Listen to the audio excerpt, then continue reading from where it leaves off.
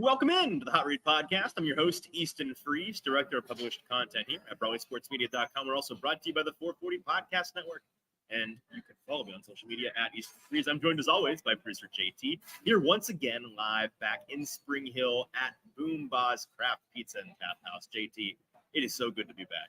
Indeed it is. I don't want to be anywhere else right now. Me neither. Than Boombozz. I'm excited to be here. I'm excited to be here for the rest of the evening. Exactly. Talking Titans and then watching some Bills. Who are the Buccaneers? Buccaneers. Yeah, I was about to say Commanders. No, that's a Freudian slip. We were just thinking about the best bet gauntlet. Yes. We love a lot of dogs this week. Just to tease the end of the show today. Home dogs, division dogs, division home dogs. I mean, it's delicious. So we'll be talking about that in the best bet gauntlet at the end of the show. Before that, we've got our Titans Falcons preview of Week 8 and the Will Levis debut preview. We're going to be talking a lot about what we expect from the young quarterback. And then we've got some news with producer JT, a real potpourri of topics from the news segment today. So a lot of fantastic stuff to get to. We've got a great show for you guys today.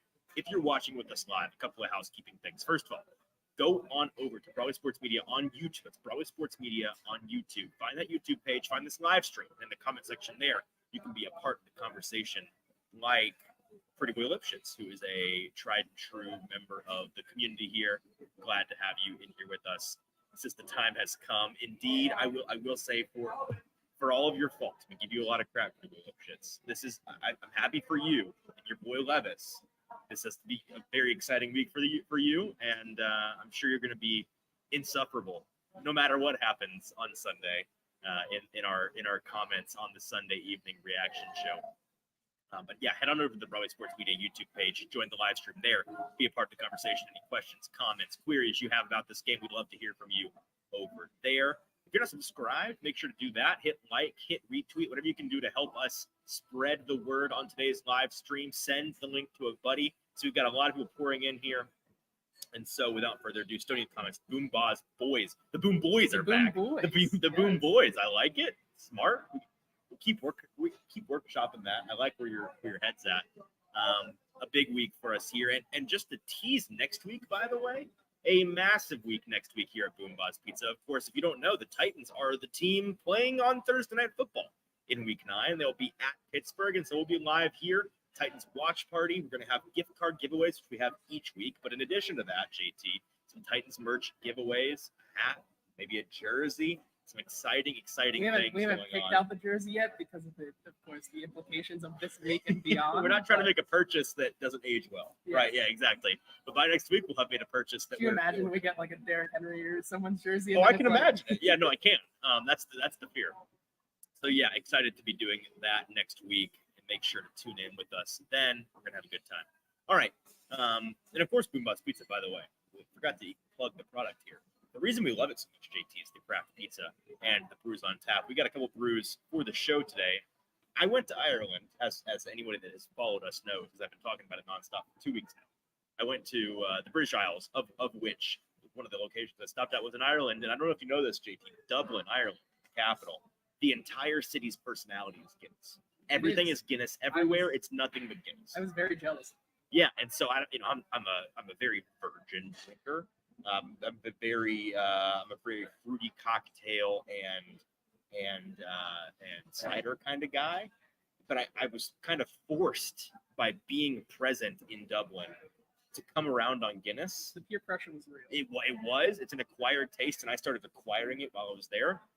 So trying out a stout today, not a Guinness, but here on tap. I believe it's a local brand, Asgard Brewing Company, which I'm enjoying. It's delicious. JT, what are you drinking today? I'm drinking, just keeping it light, Music City Shandy today. Okay. Yep. All right. Well, they've got delicious drinks on tap as well as such good pizza that we're going to order as soon as we're done here. And we'd love for you to be able to order some on us. Again, I don't know how hard this is to sell, but if you come and say hello to us on any Thursday night the rest of the season, because we're not going to miss a single Thursday night from here until the Super Bowl, come say hey. Just say hello, and you're going to get free food on us. We're going to give you a gift card, and you'll be able to try some of this delicious drink, delicious bites to eat, and you're going to love it. All right. We have spent now a solid 5 minutes talking about everything but Titans football. we open for the folks. Let's get into the Titans Falcons preview for this week. And before we dive into Will Levis, which is going to be the bulk of our conversation today, JT, I want to, as we typically do, as is my style, approach things from a 10,000-foot view first and zoom in, right? Let's zoom out, look at this big picture, and talk about what this game will mean for the Tennessee Titans, what this game means for them, really how it, in my opinion, feels like the final tipping point for the season.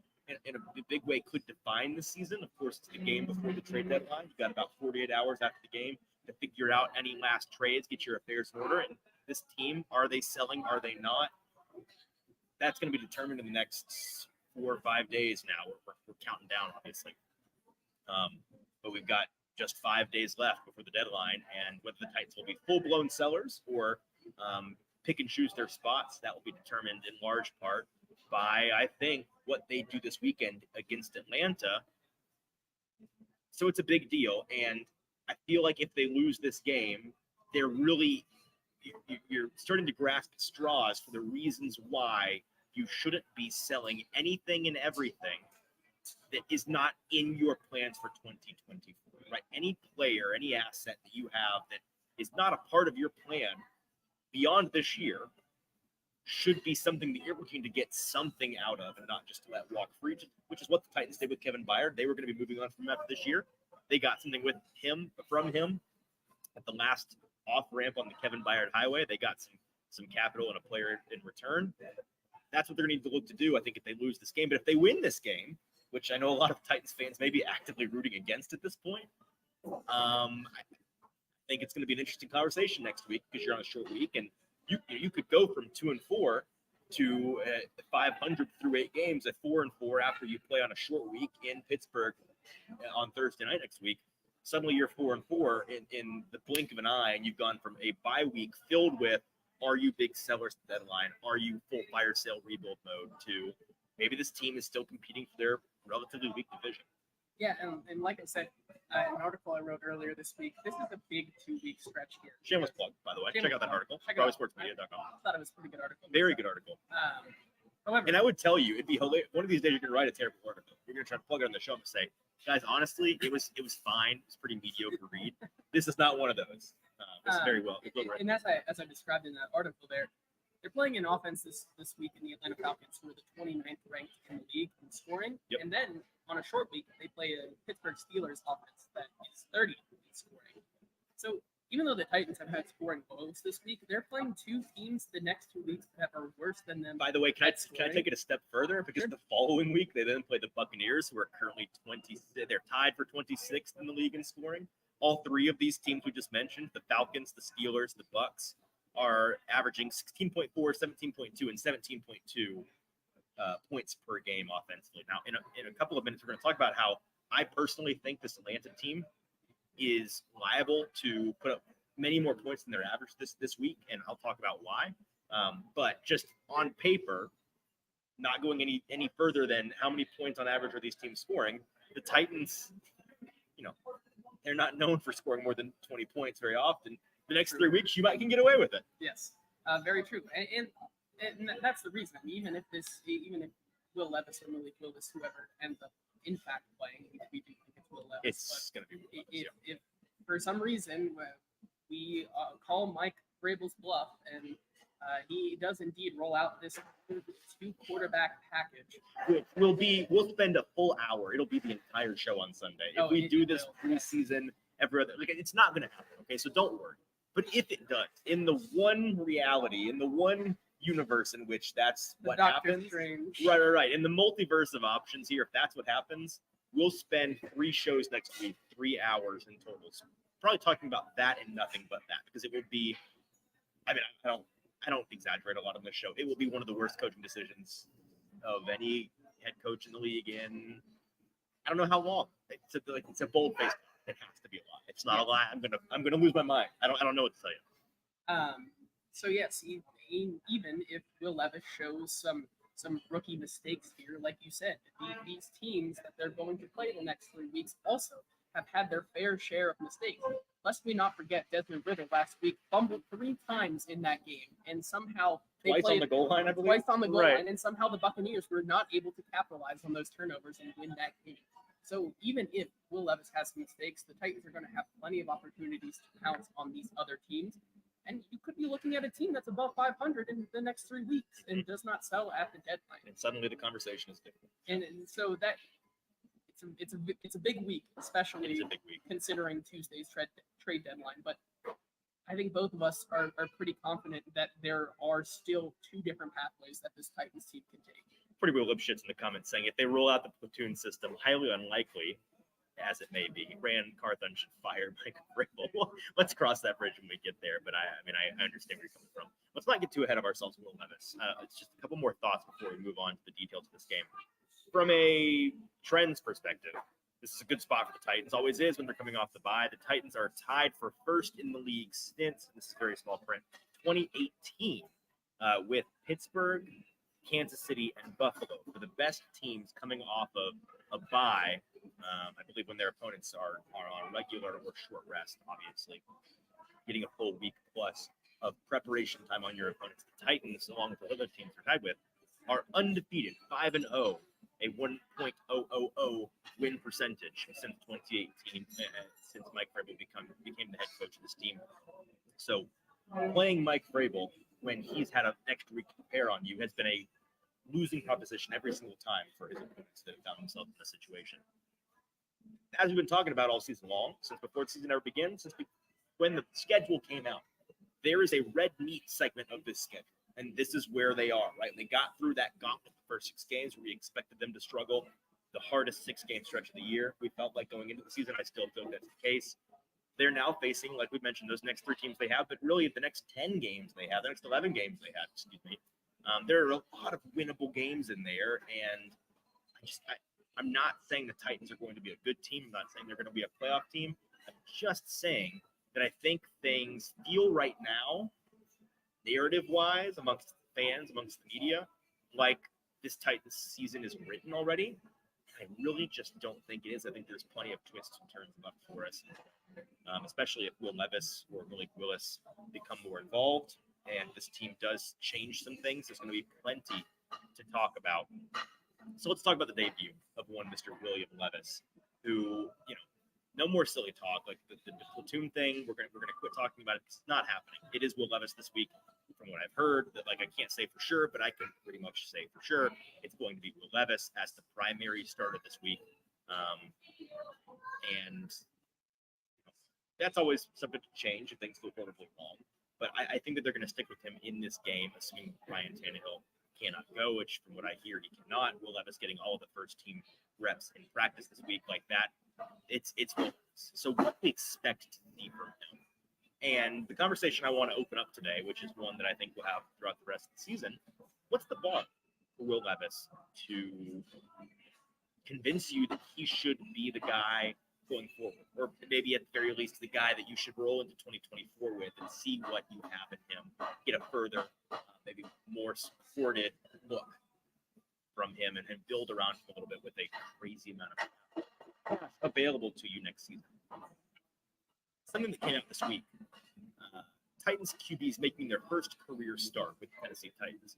There have been 1, 2, 3, 4, 5, 6, 7, 8, 9, 10 gentlemen who have had their first career start as a quarterback with the Titans Oilers franchise, and the bar is relatively low for first game performances, as your first start tends to go. There's some ups and downs, some notable names. Steve McNair in 95 went 13 of 25 for 198 yards, 1 touchdown, 0 interceptions, and most of the fellows on here lost, such as Vince Young, Rusty Smith, Jake Locker, Zach Mettenberger, Josh Dobbs, all collecting their first loss. Pretty much everybody stubbed 200. Billy Volek in 2003 was the only passer to exceed 250 yards in their debut. So, some true Malik Willis last season against the Texans, in case you've forgotten, 55 yards of total passing, a barn burner performance. He went 6 of 10 for 1 interception. They won that game, by the way. Yes, that was a Derrick Henry classic. Yes, it was. But the bar in general is relatively low. Some of these guys, Rusty Smith, 0 touchdown, 3 interception game in his first career start in 2010. So it'll be hard for him to have a historically bad game in his first outing. That being said, let's talk a little bit about what the bar to clear is for him, not just in this game, but for the entirety of the season. Something I find very funny, first of all, is that when you talk about the other quarterbacks in this division, JT, Trevor Lawrence, CJ Stroud, Anthony Richardson, you talk about any of those guys or all of those guys in a positive light at all, as we tend to do on this show because we're fond of all of those quarterbacks. Titans fans are very quick to chime in. Pump the brakes, fella. Like, this guy hasn't proven anything. Some will say that this guy's a bum. You just don't know it yet. Like, they are very dismissive of these other quarterbacks. But then if you talk about the Titans trying to find, a suitable franchise quarterback, then the tune suddenly changes to, well, they're going to be playing in a division with Lawrence, Stroud, and Richardson. They're going to be pretty good. You can't have the fourth best quarterback in your division. So pick one, Titans fans. Like, it's funny, the two-facedness of this fan base. That being said, if Will Levis becomes the Titans starter this season for long enough for you, for us, for the team to feel like they've gotten a decent look at him, then the obvious question then becomes a pretty tricky one, right? It's what is the bar for him to clear in order for you to feel good starting to build around him, which is really hard to quantify, right? Because you can go pure box score scout, you can go pure metrics, but it's really not how it works. You can't get a good feel for a guy, whether or not he's got that it, whether or not he's a potential dude to move forward with. And so I sat this morning thinking long and hard about, how can we talk about this? And I feel like one of the best, if not the best way to look at it right now is to compare him to what we've seen from his contemporaries so far. Compare him to the other major starting rookie quarterbacks from the 2023 NFL draft class, of which he was the fourth off the board. The first three have all gotten multiple games under their belt. And so I went and looked at some of their stats. Of course, we know the eye test, what we know based on advanced metrics, as well as just having watched them play, looking for that it factor, looking for the demonstration of traits, because that's ultimately what it is, right? You can use these guys as example markers, but there's a lot of eye test and trait demonstration that goes into the evaluation. The first guy I start with is CJ Stroud, and I feel like no one would argue that if Levis performs at the level that CJ Stroud has performed through 6 games, there is no question. You go into 2024, you start building around him with $100 million of cap space. You activate that draft capital in a way that you can bolster the team in younger ways around him, try to build a young core around a young cost-controlled quarterback, and see what you have in a guy, giving him the full season next year to take that second year. Because Stroud, just looking at the numbers, we all know eye test what he's been really fantastic despite some trying circumstances. On paper, he's completing passes at a 60% clip, 275 yards on average per game passing, a blistering 9-to-1 touchdown to interception ratio. That's through 6 games, obviously, and passing the eye test with flying colors, elevating that lackluster cast around him. Is there any question in your mind if he plays like Stroud has played through 5 games, through 11 games he plays the rest of the season, you move on with him into 2020? Oh, of course. I think he has been a very bright spot, especially when you consider the offseason chatter of, well, did they even really want CJ Stroud? Was that more of a owner pick versus a coach pick this past offseason? So I really think that this team is kind of lucked out. Spoiler, it was largely an owner's pick. Yeah. So giving up that capital, I think it's well worth it, considering since Deshaun Watson's kind of heyday when he was just an elite quarterback, CJ Stroud has been a guy that has really found a way to make some of these, I guess you could say, lackluster receiving options. I'm not saying Nico Collins or Tank Dell can't be really good, but they're not they've sort of broken out a little bit this year, and who's the quarterback? Like there's some correlation there. I feel like. And so I think given what they really have this year and given how beat up that offensive line has been, CJ Stroud has done enough for him to prove that he deserves a full legitimate shot with the Houston Texans. I agree, and it's the other 2 quarterbacks where things get interesting. This is where we get to complete the conversation now. It's probably more realistic that he looks, if he plays an extended amount of time with the Titans this season, that Levis looks more like the other 2 guys, because Stroud is playing at, in some ways, an unprecedented rate for a rookie. So Anthony Richardson's the next guy we'll talk about. Colts quarterback who, shoulder injury, he's out for the year. Stinks. We did get about 3 total games out of him when you add up to kind of half the performances in there. But looking at his numbers, slightly lower completion percentage, 59%, roughly 200 yards passing per game, a 3-to-1 touchdown interception ratio through those 3-ish games. He's shown serious flashes that we've been really fond of. He's looked like he's got some game-breaking ability and just needs to, not be as rough around the edges, polish some of those flaws, get that accuracy up a little bit. But throwing outside the numbers, throwing on the move, accuracy downfield, deep ball catchability, there's a lot of those trait demonstration things that he's shown, and it's just been the roughness around the edges that have kind of held him back. I would argue, again, if he looks like, and again, it's a 3-game sample size, so small sample size, but on the whole, if that's what he looks like, you're getting 200, 250 yards passing. Titans offense playing that efficient style, not making big back-breaking mistakes, throwing interceptions or not picking the ball in your hands. I say you move into 2024 if you have a Richardson-esque performance through the rest of the year with Will Levis. What do you think? And certainly, I think that the big debate, right, was who has the bigger arm in this class, Anthony Richardson or Will Levis? So there is grounds to say that that's not out of the realm of possibility, sure, right? Considering the kind of I'm sorry, Stoney wants us to keep this conversation going all the way down to Aiden O'Connell, Tyson Badgett, and Lee Cunningham. Ooh, we're getting there, Stoney. We're doing 3 hours today, so we're gonna do it. And you forgot about that. Clayton Toon is also Toon Squad. I know Stoney's a big Toon Squad guy. But yeah, the kind of potential to have him have some Anthony Richardson as performances down the stretch here is possible because of how big that arm is and how that was one of the key factors for him coming out, especially with kind of the options that he has at his disposal, and DeAndre Hopkins and Treylon Burks coming back this week. There are reasons to believe that he can have some stellar looking moments. But the way you feel right now about Richardson, just in general, your vibe with Richardson, what you've seen so far, if that exact same feeling, if we bottle that up, and then you drink it again after we've seen 5 games of Will Levis, 7 games of Will Levis, and then we're questioning, okay, 2024, what's the plan? What are you doing? Are you rock and rolling with Levis? I think you kind of have to. Right? I agree, 100%. That's how I feel. Mainly, I think the big reason is because he did invest the capital. I think he deserves at least a shot. Traded up, early second round. As well as just the ability to kind of be in a situation that I think a lot of these other teams haven't really been in. If you do, in fact, roll with Will Levis next season, I mean, the Titans right now have the second most cap space. So, as a lot of people want their teams to buy and build a team around their quarterback, they have funny money next year. The Titans would have the ability to do just that. And the free agent pool available, it's a lot better than it was this year. It's nuts compared to this year. Yes, absolutely. So that brings us to the last guy, first overall pick, Mr. Bryce Young. What if Levis looks like he has so far? It's a tricky case here. I think that easily the worst of the 3 teams he's playing for.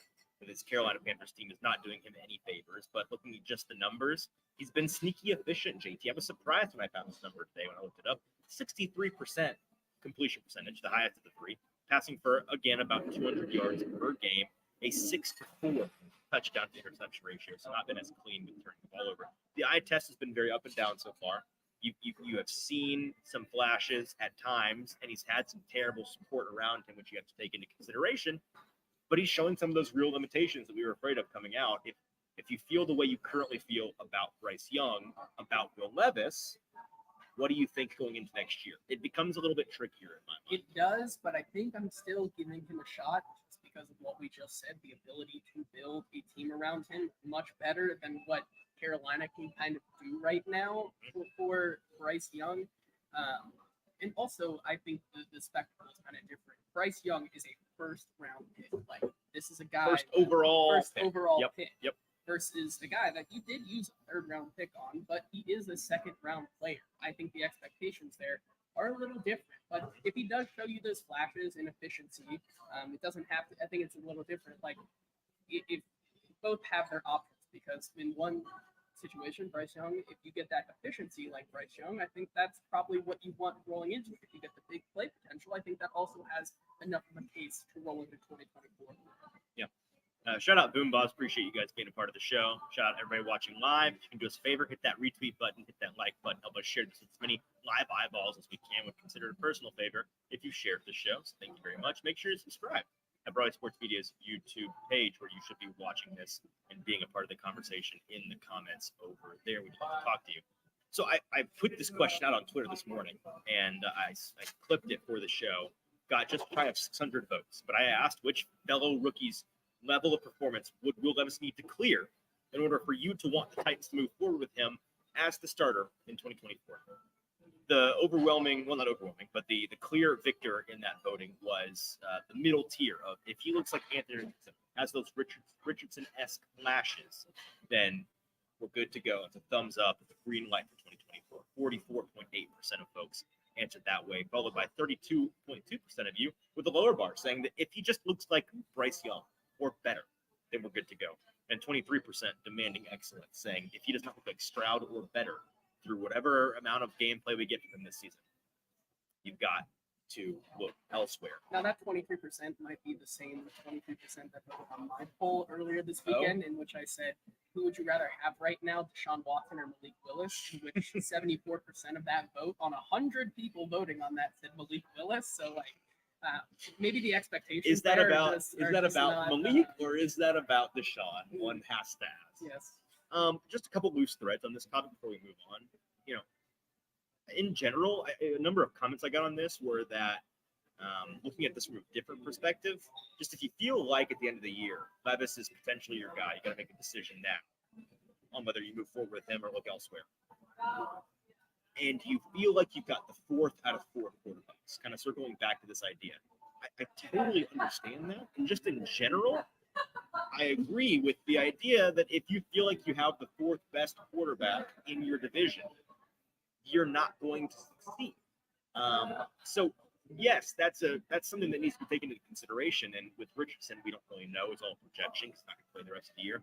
If Stroud continues to perform well, if Lawrence looks in the back half of the year like he did at the back half of last season, which was really fantastic, then that becomes part of the equation, I think. And another part of the equation, which was brought up a lot in the comments, was if you have a bad enough pick in this draft class, this is what a number of folks said. They said, I think it solves itself, essentially. They said that if Will Levis is very bad and plays the rest of the year, then you're going to have a high enough pick to draft a quarterback in this class and replace him. And if he plays well enough for you to move on with him into next season, then you will have played yourself out of that quarterback zone in the first round, and you will not, the decision is made for you, the choice is made for you. I'm not convinced by that. I think that there is absolutely a world in which, if we're assuming Will Levis is playing the rest of the year, which we do not know, there's a world in which the Titans are a top 5 pick, and he's actually shown enough for you to think, okay, maybe this is the guy. You have kind of that Justin Fields conversation the Bears had last year, where they had the first overall pick, but they felt like they had something in Fields and wanted to move forward. Now with them, maybe that's a cautionary tale because it's looking now like they maybe are going to regret that decision. And there's also a world in which Levis looks terrible, but this team, bolstered by the defense, bolstered by the running game, wins enough games to get you out of that zone. So I understand the logic there. I do. But I do think that that's not the end-all, be-all of this conversation. With that said, let's look forward to, actually, before we do, I've got a couple of things that I think are keys to this game we can talk about outside of Will Levis' performance. But one last thing on Will Levis that I want to say is, a question. What are our predictions? What is your prediction? I give you this ahead of time. Not stat-wise, but just what do you think the vibe is going to be with Will Levis from this game? What do you think come Sunday evening, we're recording live for our Monday show? What's the topic of conversation going to look like around what Will Levis did in this game? I try to be an optimist, right? I really do. I think that's something on this show that I try to preach. However, just there it is. Thinking about it, like the thing that we need to talk about as well, just getting into this game. Like Atlanta has a sneaky good defense in general. Terrell, Jesse Bates, they have a really the whole defense. Why do you think this is? Why do you think that? Is it because they don't have a true edge rusher that you're afraid of? Is that why there's not a face of the defense? So it's a faceless. It probably is. I think it also is just people are still counting this defense out after maybe a decade-long span of being atrocious. Well, in the past couple of years in particular, they've been bad. Yeah.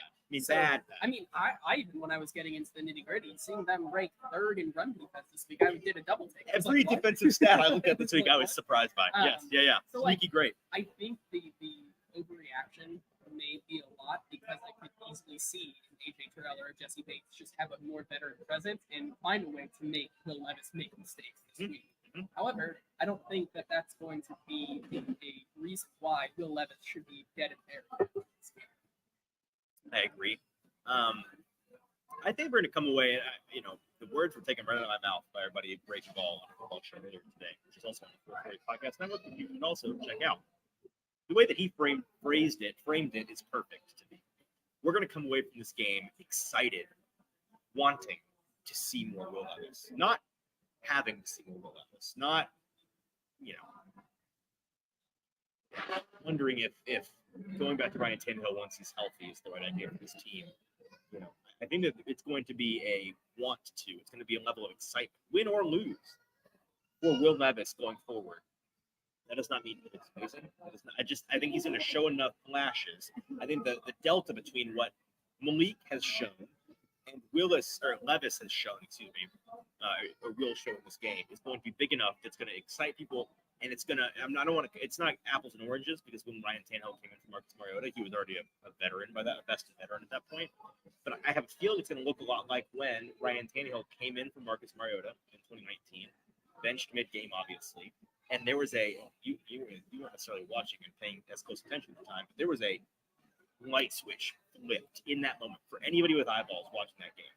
Tannehill comes in, he's more decisive, he's letting the ball rip, he's navigating the pocket well enough. He's making accurate throws, aggressive throws downfield and outside the numbers. Things that Marcus was consistently leaving people just infuriated, furious, frustrated about. I think that's going to be the kind of thing you see from Will Levis. Obviously, he was easily of the draft class this year, of the rookie passers, the top rookie passers, easily the best at getting the ball out quickly in college. Now, he held the ball for too long sometimes, and that's what got him in some trouble with his sack rate. But in general, he's good at making a decision, choosing a read, getting through his progression very quickly, and finding see-hole throw ball, being aggressive in that way. And so I think you're going to see that. He's the kind of quarterback, Brett Cosell put this week, a great way of putting it. He's the kind of quarterback that is going to need to make mistakes, and you're going to need to let him make those mistakes in order to grow, in order to learn. So it will not be a mistake-free outing, but I think it will be exciting. You know what would get me excited this week? What? For Will Levis, and maybe that's just my bar.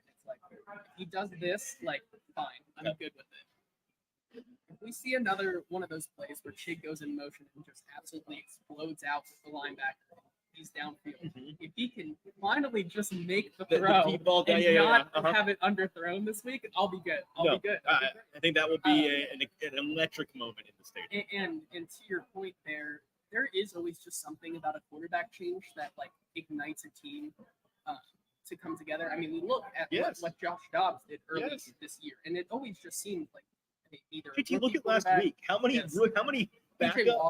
backup quarterbacks looked good in one ball games last week? It's just Tyson Badgett looked very sure. impressive. Remember when Taylor Heineke came in for the Commanders and it was Chase Young was like, oh my God, this is my quarterback. Teams rally around electric young guys. Yeah, and an interesting. This is a great point. An interesting point to add on to that is that for some reason, just because these other teams have not seen this no quantity in this guy, for the first 4 or 5 games, they tend to maybe look electric. And then as we see kind of with Josh Dobbs and these other guys, teams figure you out. They figure you out, and that's where it starts to the wheels kind of fall off the track there. So just taking this into perspective here, would we see Will Levis look very electric for the next 4 games and get this team back into a competitive kind of nature for this season, and then we see a transition back to Tannehill once he's healthy. Can he ride this honeymoon period? Yeah. Is essentially what you're saying. I think that's all you have to ask. That's all you have to ask. I agree. So let's talk real quick about news. A couple of hits on keys to this game outside of Will Levis. And I say outside of Will Levis, this first one is kind of including him. The biggest key whenever you're having to start a backup or a rookie or a backup rookie quarterback in a game is, as a coordinator, as head coach, you have to find the easy buttons that you can press. You need to scheme up. You're planning your first drive. You need to have a number of early passes in there to gain momentum, gain confidence in your quarterback. Give them some real nerve calming plays to get rolling a little bit. You don't want to get that confidence shot with an early mistake. You got to find those easy buttons and press them early and often for a quarterback like this. It's a big trenches battle as well. This game it feels a lot in that regard like the Cleveland game, the Titans this season, where Atlanta has the ability to punk them in the trenches on both sides of the ball. And if they do, it will not matter what Will Levis does. It will not matter what the Titans secondary does without Kevin Byard. It will not matter what the pass rush does after a week off. Nothing else will matter if they get punked in the trenches on both sides of the ball in this game. Atlanta has the ability to do that on both sides of the ball, and they're a team that is kind of made in the Mike Vrabel image with Art Smith. They're wanting to be ground and pound. They're wanting to be ball control. They're wanting to be tempo setting. It's kind of a clash of styles here, or not clash, but a meeting of similar styles here, in a way that the Titans aren't at least competing for the wheel to drive this bus. They'll be driven right off the cliff by Atlanta, and that will be a big issue for them. What I alluded to earlier, I think there's a potential for Atlanta to have a surprising day of offense this week, JT. And you look at the past couple of weeks, they have put up 400 plus yards of offense in the last 2 games. Something they've also done is turn the ball over 11 times in their last 4 games at an astonishing rate. If Ritter protects the ball in this game and their underlying production stays the same or relatively the same, there's potential for them to score 25, 30, 35 points in this game and kind of shock the Titans in a way that you look at the raw number, you look at, okay, they're averaging 16.4 points per game. Do you get what I'm saying? It's a little bit of a lie in that way because they're turning the ball over so much. If you don't get those turnovers, which the Titans have not been good at forcing turnovers this year at all, it's not going to be that inefficient for their offense. They are moving the ball up and down the field. If you give them the chance to score, they're going to score, and you're going to be behind the 8 ball with the quarterback trying to score a lot of points. Yeah, I think that's well said, and I think you can just do what the Buccaneers did it last week and cash in on those mistakes that Ritter and the Falcons make. You're gonna have an easier time. Yeah, I agree. All right, that's all on our Falcons-Titans preview. Let's get to the news with producer JT. Before we do, make sure if you're watching with us live, you're over Pro Sports Media on YouTube, where you can be part of the comment section like Purdue Lipschitz and our buddy Stoney, who've been with us all day today. Appreciate y'all. Also, Boombozz Pizza here in Spring Hill. Appreciate you guys sponsoring the show. Going out, hang out, get food on us, get a drink on us, have a good time here in Spring Hill. Boombozz Pizza and Tap House. Check it out. All right, let's get to the news with producer JT. Yeah, let's break down this Thursday injury report, starting with the guys who did not practice today. A couple other guys who are popping up. We'll start with the guys who continue not to practice. Tight end Josh Wiley is still not practicing with that concussion. Probably would take a miracle, but considering how if you don't practice on Thursday, yeah, you're done. Considering how the Titans do it, even though it's been a week and change now, it sounds like he probably will not go. Ryan Tannehill once again not going. Pretty cut and dry now. He will not go this week. Good thing is, though, it's not a high ankle sprain that requires surgery or anything like that, so there is still hope for him there. Right. And then Derrick Henry popping up on the injury report today, which is a very contentious. No. You're getting. This is bait on your part. You are baiting our audience. Are you new? Are you new around here? Well, here's the question. Are you new around here? On a Thursday, Derrick Henry not practicing. I wasn't. How many Thursdays have we practiced this year? How many? None. Thursdays? However, it wasn't finished. Okay, finish your question. Your silly, stupid question. Given the circumstances of this Titans team right now, do you think that this is just another Derrick Henry Thursday rest, or is there something else going on? That's very clickbait of you. I appreciate you adding that drama to the show. I'm here to be. I'm taking your tinfoil hat off, setting it on the table. If he doesn't practice tomorrow, then phone me. But he's not on the injury report. It's designated for NIR. No, not injury related. Rest. It's rest. I've been saying it all week. I do not think the Titans get a deal done because I do not think any team values Derrick Henry enough to make that trade. Maybe I'm wrong. Everything can change on a dime if you get the right offer. Get one offer that's correct, and suddenly things are different. But right now, from what I've heard, from what I'm expecting other teams to offer, I don't see it getting done. I think he's going to be playing this game.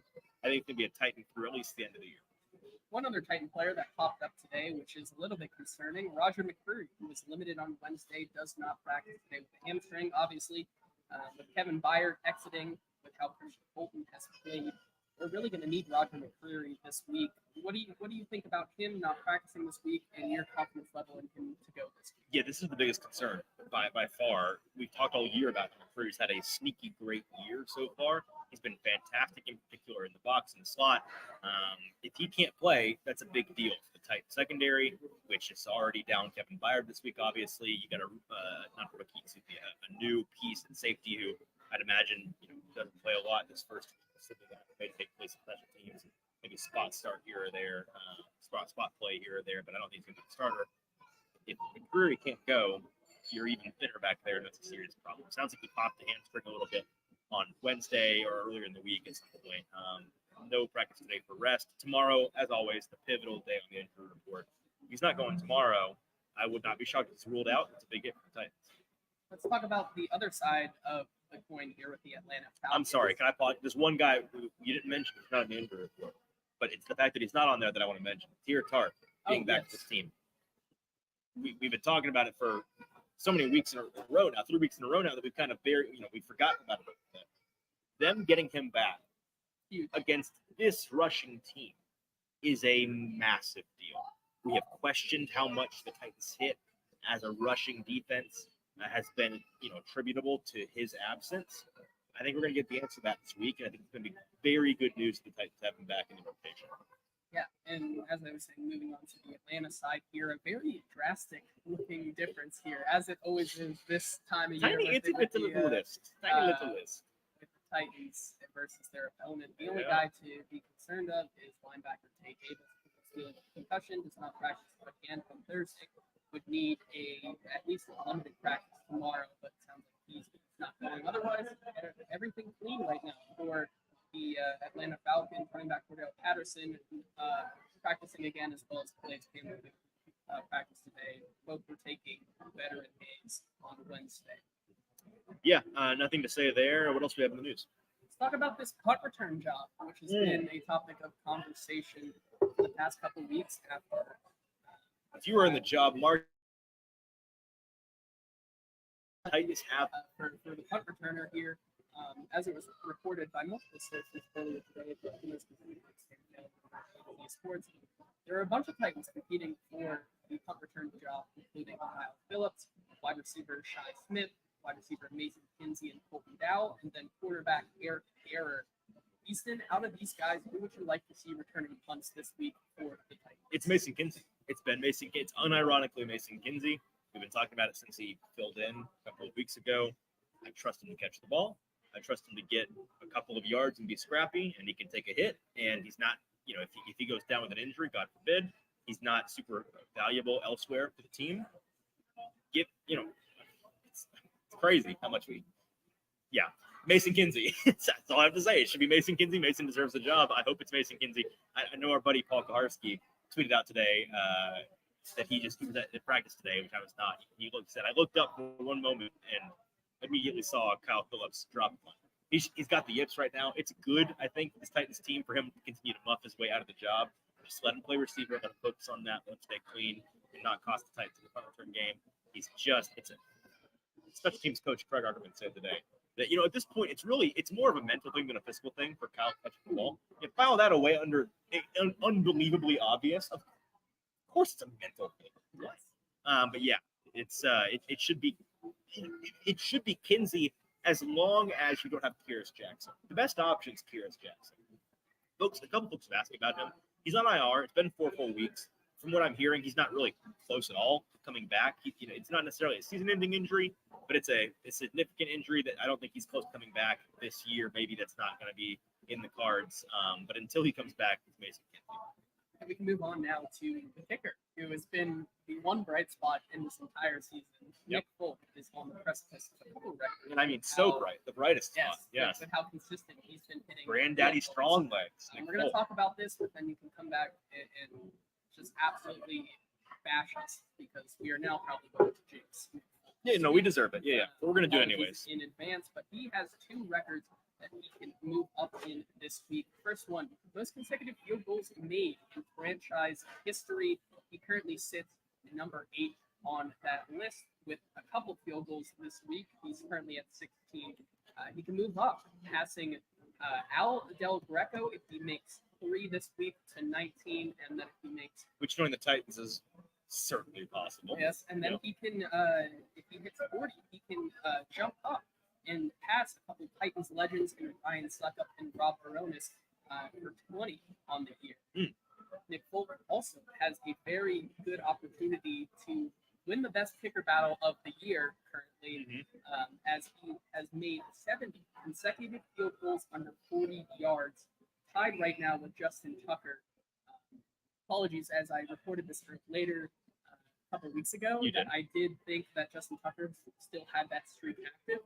It was broken, so now it is on Nick Folk's shoulders to break this record this week. One more kick under 40, which he's going to attempt and he's going to miss because that's how that works. That's how that works. Yeah. Or sorry. Yes, so Nick Folk has a lot to prove this week. Moving on to Arthur Smith, as this is the Art Smith game. The Art Smith game. Arthur Smith had a couple things to say earlier today. Paul Karsky reported this, saying that Arthur Smith says he tries to pretend playing the Titans is nothing different, but given all the relationships he's built in 10 years with the franchise, obviously just more of a coach thing to say there.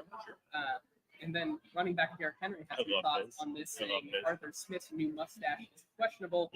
Arthur Smith clapped back after hearing that, saying, "Tell him I find his new hairstyle questionable." Get him, Art. Get his ass. Yes, I love it.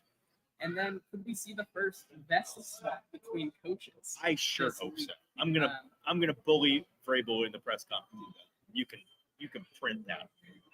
Titans head coach Mike Vrabel was asked on possibly doing a vest swap with Falcons head coach Arthur Smith this week, and Vrabel also jumping in on the Art Smith mustache. Everybody hating on the mustache, man. Goodness. As long as he gets rid of that miserable mustache, he will do it. So we'll have to see this week. Art Smith he's just trying to embrace his Top Gun summer, his Top Gun boy summer, and everybody's giving him a hard time. I guess the summer's over. It's time to end it. 2 more things here before we are finished with the news. Let's talk about the DeAndre Hopkins controversy that happened today. 6 hours of controversy. Yes. So let's talk about this account, Shep's Cards and Collectibles, who posted saying, D-Hop signing update. We apologize for the delay, but he has requested to wait after the trade deadline. So we are shooting to finish up and finalize everything by next Wednesday.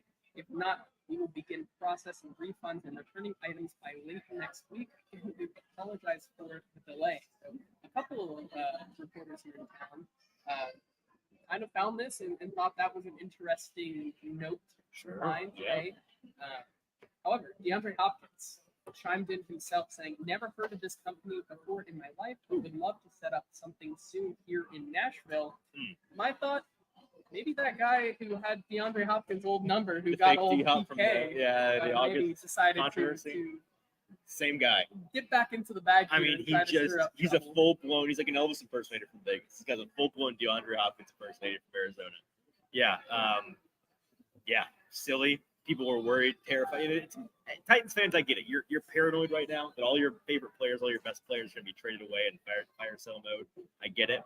It's going to be a long couple of days until the trade deadline on Tuesday, but this is not one of those cases. It sounds like D-Hop is, at least for today, right now, never know what's going to come around the corner here, safely in Tennessee. Finally, Uncle Jimmy with the uniform check once again, but if you have not heard this uniform check, we have been aware of this for months. Yes, the Titans will be decked out in their Oilers throwbacks, Columbia blue jerseys with white breeches, blue and white socks, with white helmets adorned with the Oil logo in Sunday's game versus the Atlanta Falcons. How many Falcons are going to be asking for a jersey swap? I mean, if I would be asking, I'd be asking the most random special teams player on the Titans just to get a hold of one of these gorgeous jerseys. All right, that is producer JT with the news. And that means we have one last thing to do today. The best bet gauntlet, my favorite part of the show. We do 3 shows a week. We spend 20 total minutes or less on the Best Bet Gauntlet. It is, without a doubt, my favorite 20 minutes each and every week. I love talking about these bets, and we love making money, JT. Just some numbers to run down. A big week for me last week. One of the very rare losing weeks for you this season. Your first of the year. First of the year. Listen, by week 7, if that's your first losing week, you're doing something right, is what I would like to say.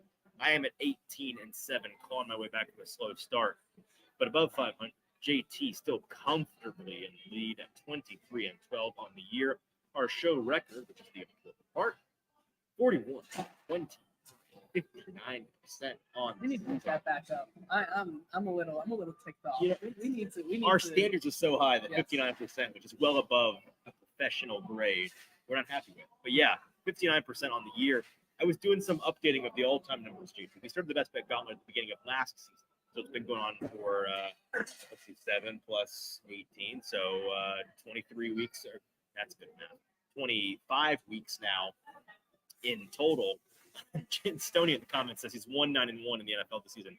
Don't feel bad about your 59%. Well, Stoney, you should be blind betting with us because all time since the beginning of last year, as of this week, we have crossed 300 bets. Threshold. Check mark, JT. Our all-time record is 165, 124, 9 all-time, 57%. A truly fantastic. You know, if you're betting at 52.5%, you're breaking even. They say if you're betting at 55%, you can quit your job. That's a professional better percentage. We currently on the year at 59%. All time through 300 plus bets, we're at 57%, up 25.9 units. Stoney, if you were betting, here's the math on this. Stoney, if you were betting $100 on each of our bets every week blind, so $1,000 total, $100 on 10 bets a week, since the beginning of last year, you would have $2,600 extra dollars in your pocket. Well, it sounds like he's gonna make a new Blindly business betting model out of this. our show. Yeah, that's what I need to do. He says just take y'all's picks and sell them to my Patreon subscribers. I'm not going to stop you because we are a freight train runaway down the tracks. And JT, I did the math on this as well. You're the first pick today. It's been a while. You know how long it's been? It has been exactly 300 days. This week's our 300th pick. It's been 300 days since you have had the honors of the first pick as last week's loser. So without further ado, JT, what is your first pick of the weekend Best Bet Gauntlet? Our viewers are not going to like this pick, but I'm rolling with the Jungle Cats this week. I'm taking Cincinnati +4. I was pretty happy with them at +3.5. I also bet them earlier this week at +5.5. Love Now, that. Yep. that number is getting back up there to +4. Here's why I really like this pick. I think this is a spot, once again, to sell the 49ers. Even coming off 2 losses, I think that them being Purdy-less. 49ers, them being a favorite over the field goal still is just too much. Off 2 straight losses or more, Shanahan is just 12-12 against the spread, 5-4 against the spread since 2020. Also, this is a Bengals team that is going from the East Coast to the West Coast, and those teams have they performed very well, going 67, 49, and 5 against the spread, 58% since 2016. As an underdog of 3 or more points, Joe Burrow is 14-2 against the spread in the NFL. He was also 5-1 against the spread in college, if that is something that you were interested in. So that puts him at 19-3 against the spread overall in his semi and professional career. Burrow has just been unreal past week 7. He's hitting at around 70% against the spread. And this has just been a spot here where, as we all know, Joe Burrow has not had a healthy start to the preseason almost ever in his career. Pretty much never. Yeah. And so it takes this Cincinnati team some time to get going. And so once they get to week 7 here, Joe Burrow and this team gets rocking. As you said, this team is probably without Brock Purdy. He did not practice again today, so it's going to be the Sam Darnold show. They're also not going to have Deebo Samuel this week. I believe the offensive lineman for them, Teron Armstead, I think, also did not practice today. Also looks like he might not go. This is a Bengals defense that is top 5 both in blitz and pressure rate. Coming off the bye, big Coming off the move. bye. This is just an easy spot for me to take this Bengals team. And I was worried that this was going to go down to underneath that field goal, but it Right. goes back up to Mhm. +4. So this is a no-brainer for me. I'm taking the Cincinnati Bengals +4. All right. With my first pick of the Week 8 Best Bet Gauntlet, the theme of my picks this week, JT, are, as I've been for the past couple of weeks, falling knives. Okay, we talked about that idea in betting as the team is tanking, falling apart. You try to catch the falling knife by the handle and not the blade. If you catch it by the handle at the last moment, you catch them at the bottom of their value, and you get the best value, and you get money in your pocket. So falling knives, home dogs, division dogs, and the most delicious type of bet, home division dog. That's how I'm taking my first bet. Green Bay +1.5 versus Minnesota. So many trends, so many indicators pointing in Green Bay's way. An ultimate pros Joe's game. 38% delta between the bet percentage, the public, the number of total tickets, and the money on this game. Only 55% of the tickets on Green Bay. 93% of the money on Green Bay. The big money professional bettors are on this team. Again, it's a home divisional dog. The perfect spot for both of these teams. Minnesota coming off of a short week, which hurts them in this game, but off of a massive win over the 49ers, a massive prime time win for prime time Kirk. Okay, selling them at the top of their market right now, buying Green Bay at the bottom of their market, coming off of an embarrassing loss. I love this spot for the ultimate falling knife this week, which is the Green Bay Packers. Just look at my notes. Minnesota short week, falling knife. It's a home divisional dog. I think Green Bay wins this game outright. Give me Green Bay +1.5 at home against Minnesota. I really like that pick as well. They get Jair Alexander probably back this week. Also, once again, without Justin Jefferson, Jordan Addison looked really impressive, but I have questions for him this week on Jair Alexander. Yep.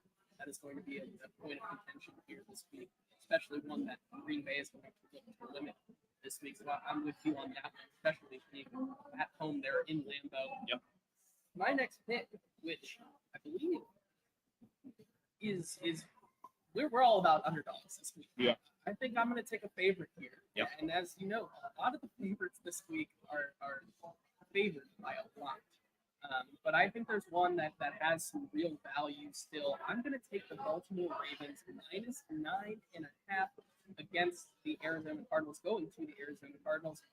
Cardinals have lost their last 4 games, losing by 19, 14, 17, and 10. That bodes well for your number here. It does bode well. Teams also who won 6 games or less in the prior year, just like the Cardinals, and are also on a 4-game straight-up losing streak, are 54 and 81 against the spread as a home dog.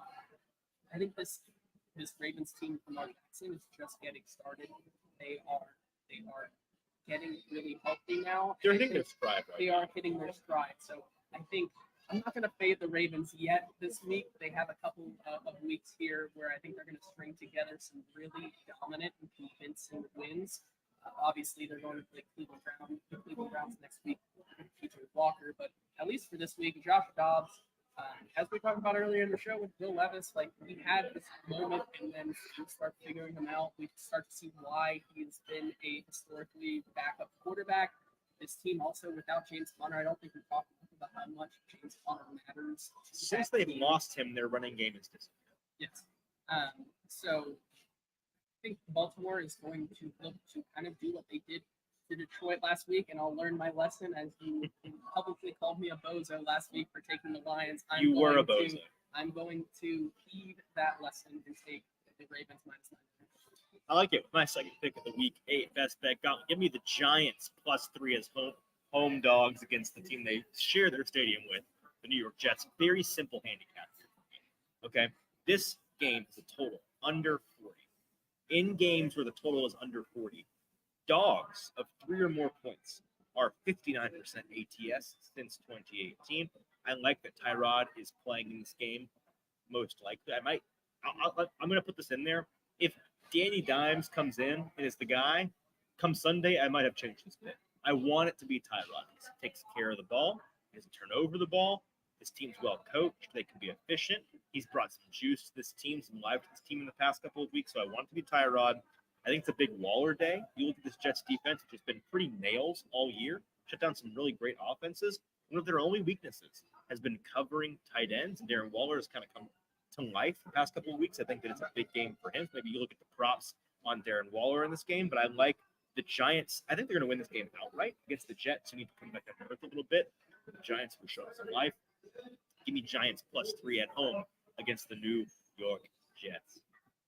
I like that pick. I'm going to take a home dog myself. I'm going to dip into your strategy this week. Division dog.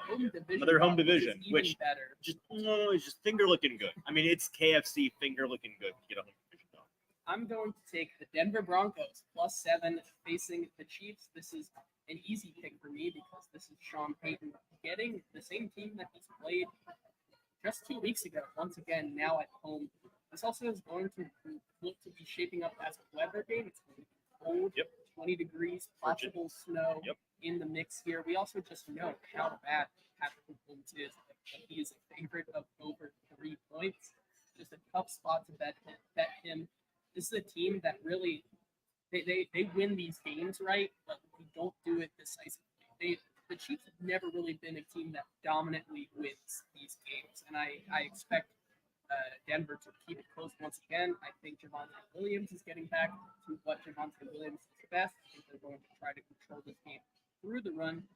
Just some stats here. The Chiefs covered versus their own division last week when they played the Los Angeles Chargers. When those teams are favored again in their next game against the division opponent, they are 46.3% against the spread in the last 20 years.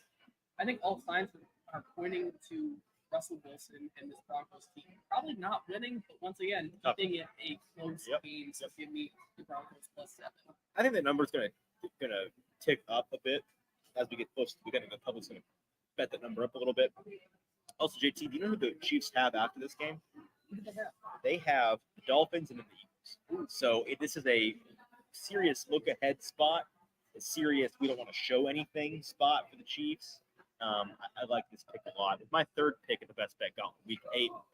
Give me a Mike Tomlin spot. Give me Pittsburgh as a home dog of 2.5 against the Jacksonville Jaguars. It is automatic. Speaking of bets that I think the public could absolutely bet up by the end of the weekend to get you that field goal, maybe even 3.5 if we're lucky. That's what I'm betting on. So if you're going to bet along with us, which you should to make money, by the way, just proven. It's a fact. It's not an opinion. Wait on this one. Wait until the weekend to see if you can get a 3 or a 3.5. I doubt that happens, but always check it out. Kenneth, by the way, asking if you've checked Taylor Swift's schedule for making this pick. I'm not. I don't care. I don't think she's going to be there for this one. From what I've heard, I heard that on a random show today. I couldn't tell you what it was, but I don't think she should be there. I do not care. We do not care. In the words of Mike Tomlin, we do not care. I do not care. Yeah, no, he does not care. Pittsburgh, a couple of things on this game, right? Notes here. Tomlin's spot, right? He's 57-31-4 ATS on his career, 64% most profitable coach against the spread in the NFL. He is 16-9 straight up as a home dog, which is fantastic in this game. More specifically, as a home dog facing a team with a 60+ winning percentage, a winning team like this Jacksonville team is. At home, he is 14-3-1 straight up. He is a spoiler at home. In that Pittsburgh defensive line in particular, against this Jacksonville offensive line, it's going to be a problem for Jacksonville. Jacksonville has won 4 games in a row, I believe, and they went from 1-2 to now 5-2. I think this is a come down spot for Jacksonville. I think the Pittsburgh Voodoo is going to continue. I think they're going to win this game outright. Well, yeah, I think also, as we said last week, Mike Tomlin after a bye really turns this team. I forgot about the bye. Yes, in after terms the bye. of points per game. Yep. This team, Mike Tomlin finds a way to have this team clicking after the bye. Kenny Pickett looked better last week. They get Deontay Johnson back, which I think is a lot bigger of an implication there than people realize. Yep. I also think that they might get Pat Fryer moved back this week, which would be a big path on that offensive side of the ball. So I love that pick this week. I definitely also talk. You can get it at 3 or 3.5. Try to get it there. My next pick, as we are now going to pick the entirety of the AFC North this week, give me Cleveland. All right. +4 headed to Seattle. This is, at least for me, I think this is a pretty easy pick considering the Seattle Seahawks so far.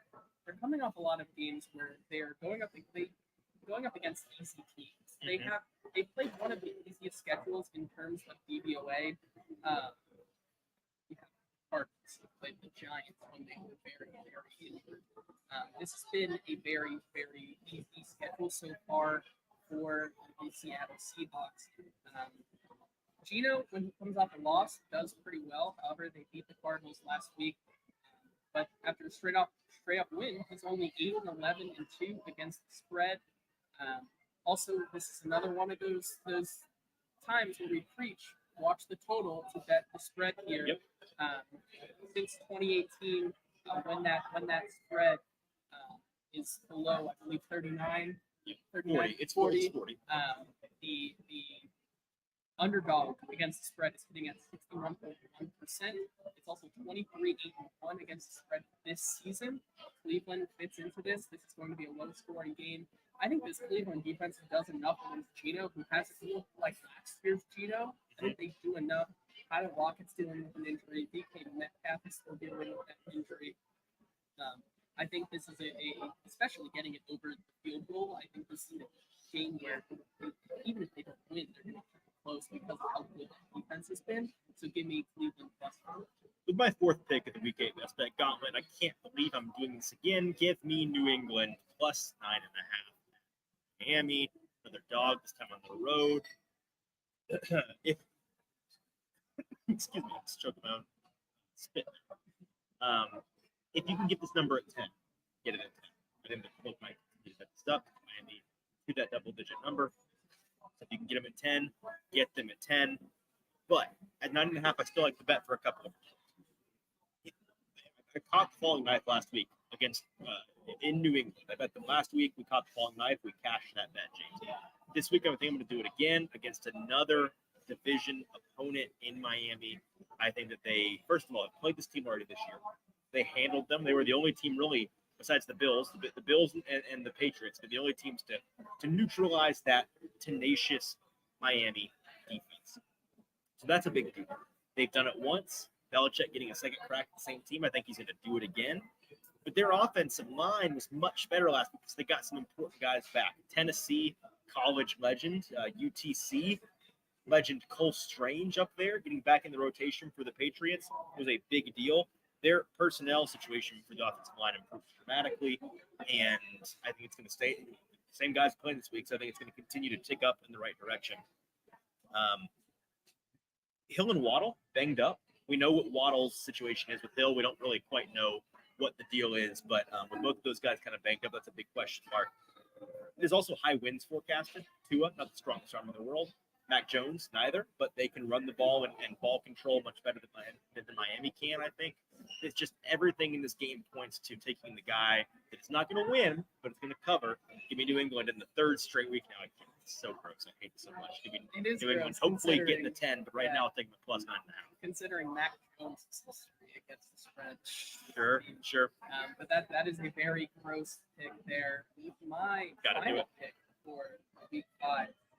I'm going to take the Washington Commanders +7 right now. Another division home dog. The Eagles. That pretty much says it themselves. This is a Commanders team that has always played the Eagles very, very close. Ron Rivera also does really well in this spot.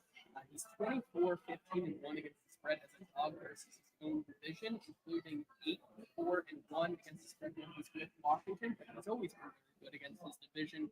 This is a team that is coming off a interesting time. That's a way of putting it. I think that's the best way I can put it. This is a team that, after last week's embarrassing loss, they are down in the dumps, but I think Ron Rivera is going to do enough. They played this Eagles team at the Eagles. I remember that there was some voodoo in that game. Some divisional dog voodoo. I think that's going to happen again. So give me the Commanders +7. Yeah, I love it. And folks in the comments, Pretty Will Lipschitz, Kenneth Kroll, asking, is anybody going to be brave enough to board the Will Levis train and take Vrabel as a home dog? We've bet the Titans game, one side or the other, in 6 consecutive weeks here. They were on their bye last week. I'm going to make it 7. Give me Tennessee +3 at home, a home dog against Atlanta.